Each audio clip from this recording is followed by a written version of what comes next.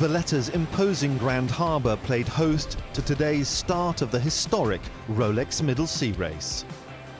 This year's 42nd edition of the 606 nautical mile offshore race, starting and finishing in Malta and organised by the Royal Malta Yacht Club, promises to be one of the most exciting on record. From an international fleet of 114 yachts, the multi-hulls were first to leave, making a spectacular exit from the harbour. They were followed by diverse start groups featuring a number of the Corinthian-crewed yachts who embody the race's spirit, including Elusive 2, overall winner of the past two editions. To win this race, experience has now taught us that it takes months of preparation, a lot of training, and many years of experience going around the course. The race's most impressive ever collection of maxi monohulls were last to leave.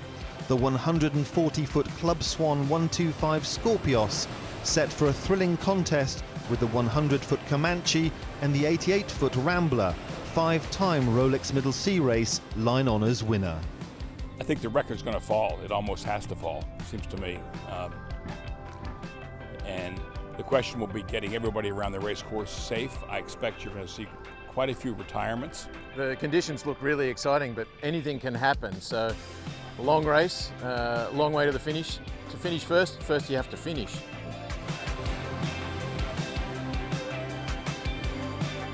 Following a memorable race start, the scene is set for an enthralling edition of the Rolex Middle Sea Race.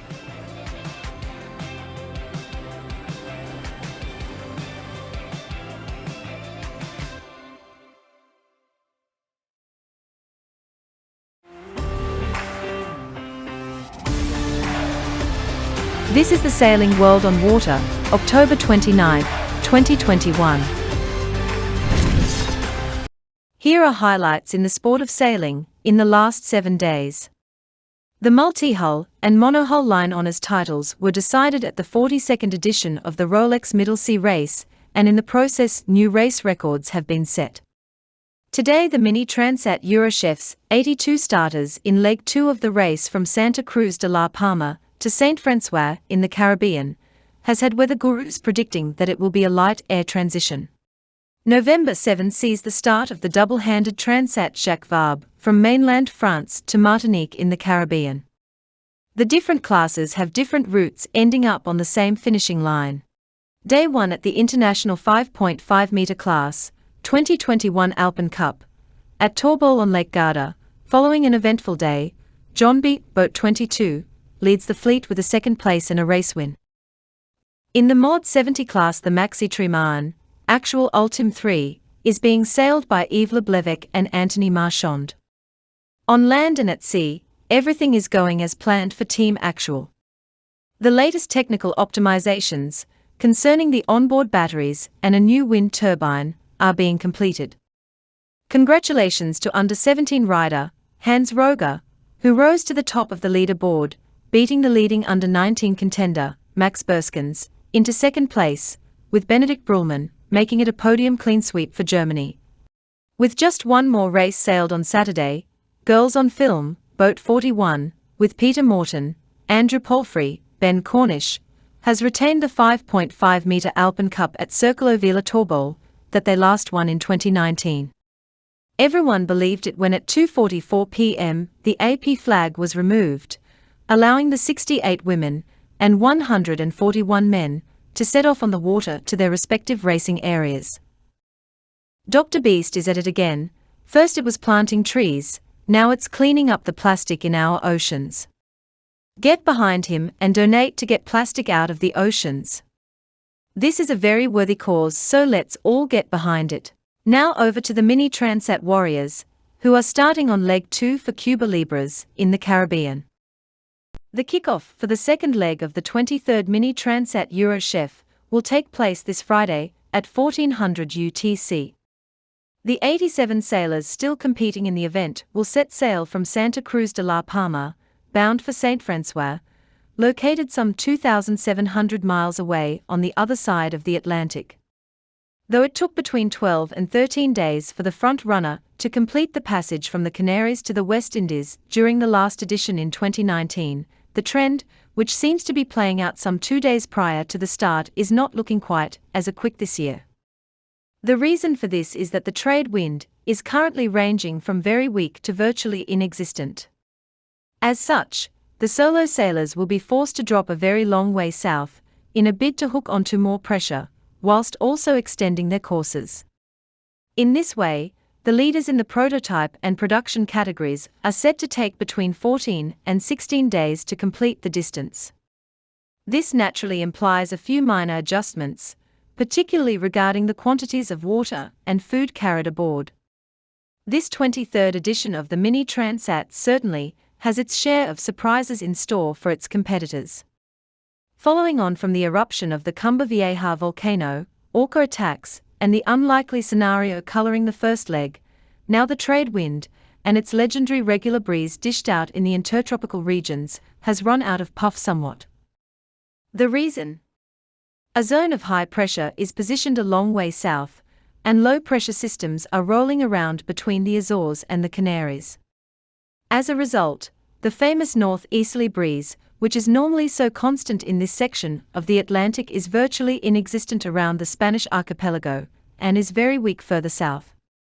The upshot of this for the solo sailors is that they'll have to contend with very light airs at the start, and also, and above all, they'll have to drop fairly low down in latitude, in some way mirroring the course adopted during the 2015 edition. The latest routing is estimating a race time of between 15 and 20 days at sea for the mini sailors. As a result, the latter have no other choice than to make a few minor adjustments. Not as simple as just loading more music onto their MP3 readers or more books onto their e-readers. The soloists will also have to try and precisely gauge the quantities of water and food they need to carry aboard their steeds. It's not easy because you need to be as light as possible to extricate yourself from the high pressure, and also anticipate the fact that it's going to be long.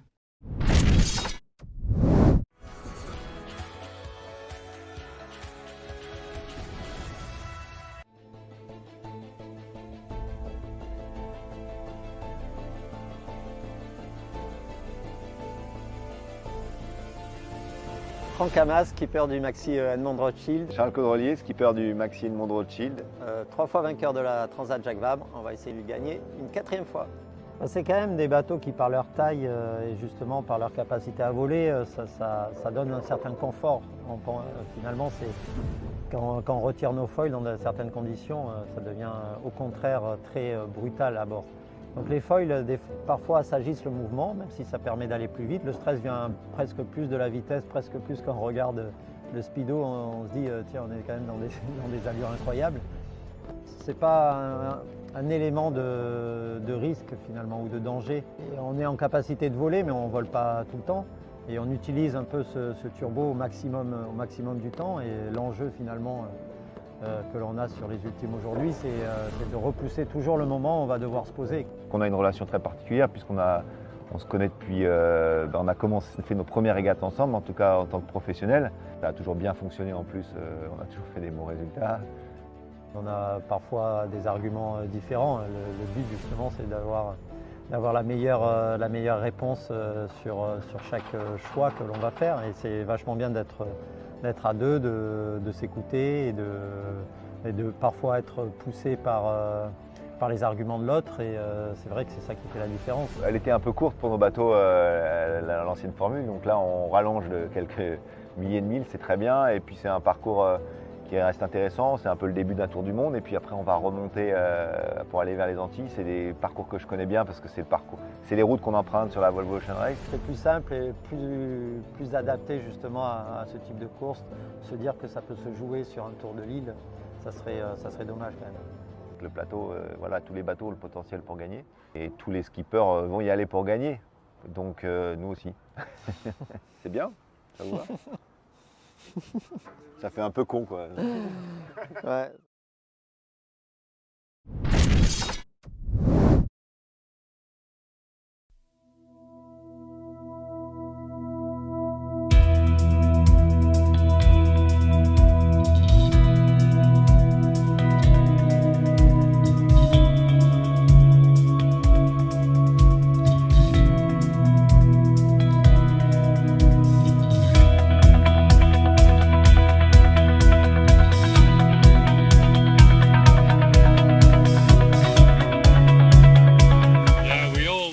love coming here because, you know, the winds are usually great. I mean, today was fun. But we're all rusty. We haven't really, or I haven't raced this boat since we were in Australia.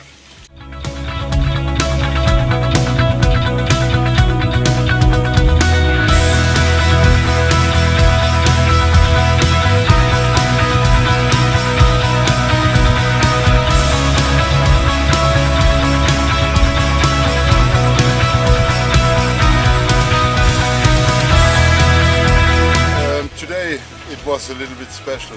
I think it was for all teams enough wind. It comes from the south, but it's not directly an aura. It was more wind from the wind situation and weather situation. And yeah, I think it was not enough. And it was not typical. You must go under the stone on the left side. You can go on the right side too. And I think we have a nice sailing day. It was okay. We finished, I don't know, 2 and 3? I think so. I don't know.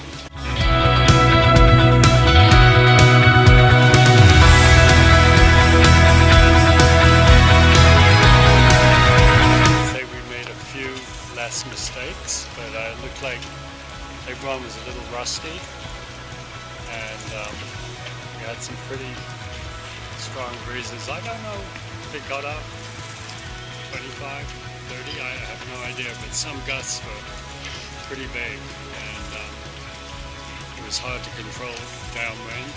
We had 2 pretty good starts, and we just seemed to hang in and held on to the end and had a good day, I guess, a 2 and a 1.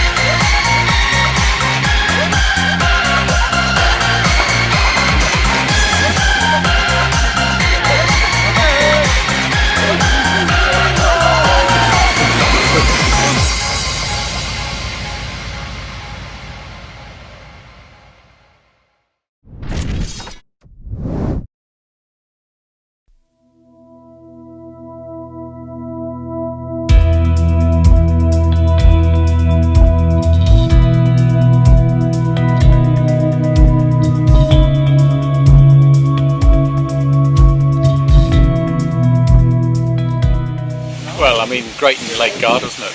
Fantastic breezes all day. This morning was quite cold and dark when we first started with a northerly breeze. We just needed to really make sure that we tucked up Gavin and John B and Momo. So we sort of covered them on the first beat and managed to end up second, which was good enough to tie the series up.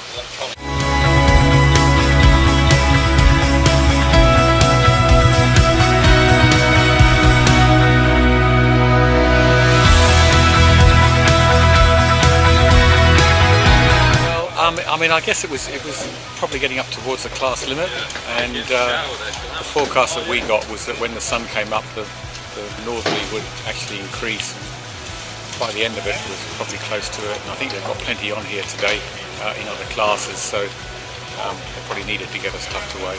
We were quite happy.